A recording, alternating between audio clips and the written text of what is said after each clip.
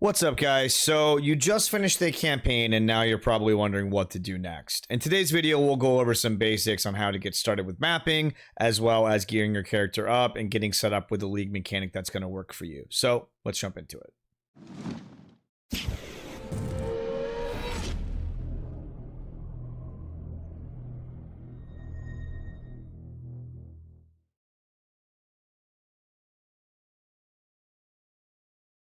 If you haven't already, you'll want to make sure your resistances are capped. You can get away with not being res capped in white maps, but once you get into yellow and red maps, you'll have a really hard time surviving without being res capped.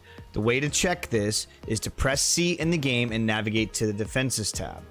The cap for fire, lightning, and cold is 75% unless you have specific talents in your tree or items that allow you to go higher.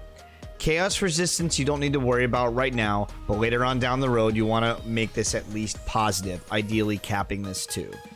Even if you were res capped prior to completing the campaign, you'll want to double check because if you weren't aware, each time you kill Katava, she will drop your resistances.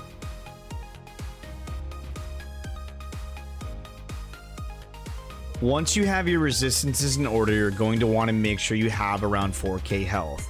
While you can do maps with lower health, you will need significant damage or a way to sustain in order to kill the enemies before they kill you, and this is pretty tough to accomplish on a fresh character.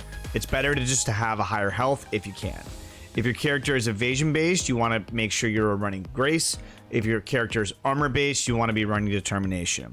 You will also want to make sure you have a guard skill of some sort for when you get into sticky situations. The go-to for evasion builds is Steel Skin and Molten Shell for armored builds. If you have a spare 2 link in your gear, you can slot in cast when damage taken, which will automatically cast your guard skill whenever you get hit. Conversely, if you don't have the space to slot in cast when damage taken, you can bind your guard skill to left mouse click, so you will just use it whenever it's off cooldown.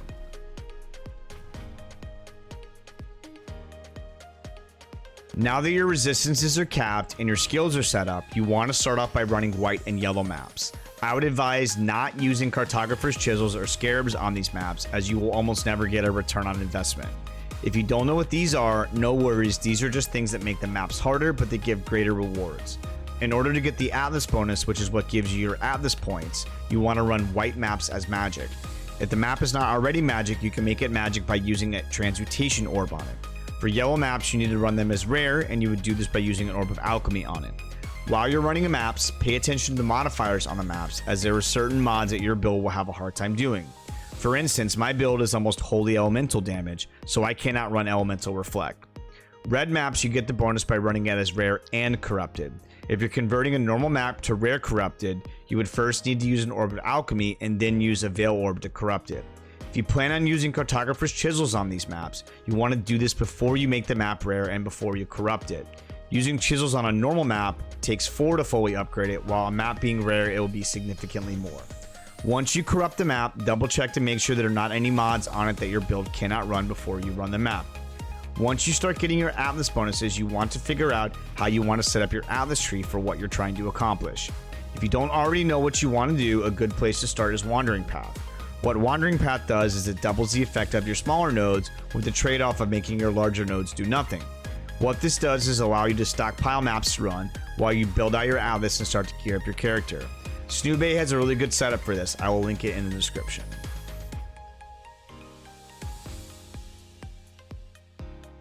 Once you start filling out your Atlas, you're going to want to find a league mechanic that you enjoy. One of the great things about Path of Exile is there isn't just one way to progress your character. Experiment with different league mechanics and see which ones you like and which ones your build does well. For instance, if you're a tanky speedy boy, Heist might be up your alley. If you do a lot of AoE damage but you're not so tanky, then maybe Legion, Harbinger, or Harvest might be what you like. There are a ton of different league mechanics and all of them can help you progress your character. Just play around and see what you like. My character, for example, is pretty squishy, but I do pretty good DPS and I'm speedy, so I do Legion. On the side, I also really enjoy Syndicate, so I run that in addition to League. I'll put my Atlas tree in the description, feel free to use that if you like.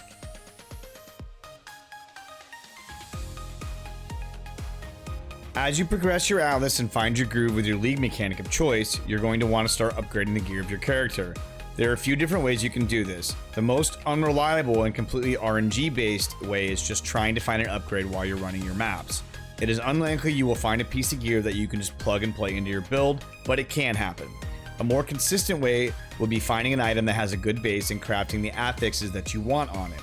This can be a somewhat daunting task if you don't already know what you're doing. If you want to go the crafting route, I would recommend consulting a veteran player to see if they can guide you or try to find a guide on what you're trying to craft.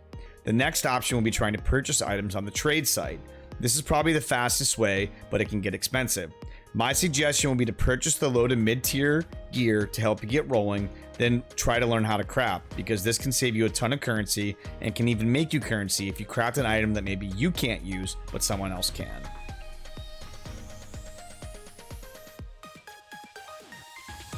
Just like all things in life, if you want better and nicer things, you have to find a way to either earn them or have enough money just to buy them outright.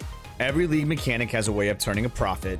You just have to figure out which items players want and which items sell that align with your chosen league mechanic. Awakened PoE is your best friend here. The key is to find a mechanic that you like. It doesn't matter if the mechanic makes you a ton of money. If it's not fun for you, you're going to burn out and not want to play. At the end of the day, PoE is still a game, and you want to make sure you're having fun, and if you're not having fun, don't do it. Well, that's pretty much it. Hopefully you guys enjoyed this video and you found this guide helpful. If you did, please consider leaving a subscribe and a like on the video and a comment if you have any questions or anything that you would like to add. I do stream on Twitch Monday, Wednesday, Friday at around 9 p.m. Eastern time. Our next video, we're going to go into a bit of the crafting to get you started with that. So hope you guys have a great day/night, and we'll see you next time.